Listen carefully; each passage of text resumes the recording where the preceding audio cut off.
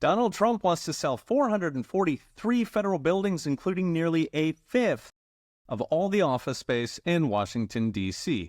And all they add up to 80 million square feet of bureaucrat habitat. That's 12 times the size of the Pentagon and comparable to all the office space in San Francisco or Boston. The reason is these buildings are largely empty. Just 6% of federal workers come to the office every day, and a third are fully remote. Yet the buildings cost over $430 million a year to maintain and require over $8 billion in repairs because the feds raid every piggy bank, even their own. Toss in hundreds of thousands of federal layoffs thanks to DOGE, and the buildings just are not needed. The list of properties was posted by the GSA, the federal government's real estate manager, last week, then temporarily taken down since some agencies complained they hadn't been informed.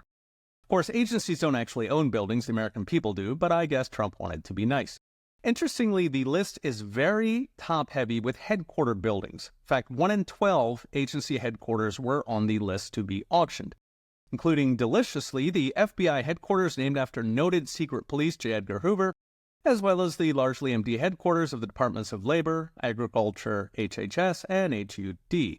Plus the Nancy Pelosi Federal Building in San Francisco, which looks like a Jawa crawler on Tatooine and is twice as expensive. The headquarter fetish suggests they might be going much bigger. After all, the federal government owns precisely 263,000 buildings, so if they auction 1 in 12 of those, it could be tens of thousands of federal buildings turned over to become something useful: office, housing, an indoor mall, senior community, perhaps a circus. Of course, it's not just the buildings they own. The federal government also leases at least 144 million square feet of office space. That's 2 Bostons at a cost of $5 billion of your tax dollars. DOGE has already cut about 100 million of these with another 400 million planned, but it takes time as leases run out. And finally, the big one, land. Nationwide, the federal government hogs up 640 million acres of land. It's almost 3 times the size of Texas and 27% of all the land in America.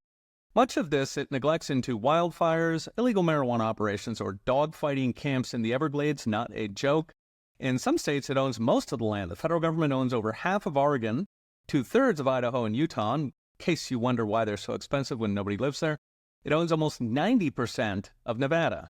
So 640 million acres conservatively is worth between $1.5 and $2 trillion, and auctioning it could create hundreds of little towns across some of the most pleasant parts of the country.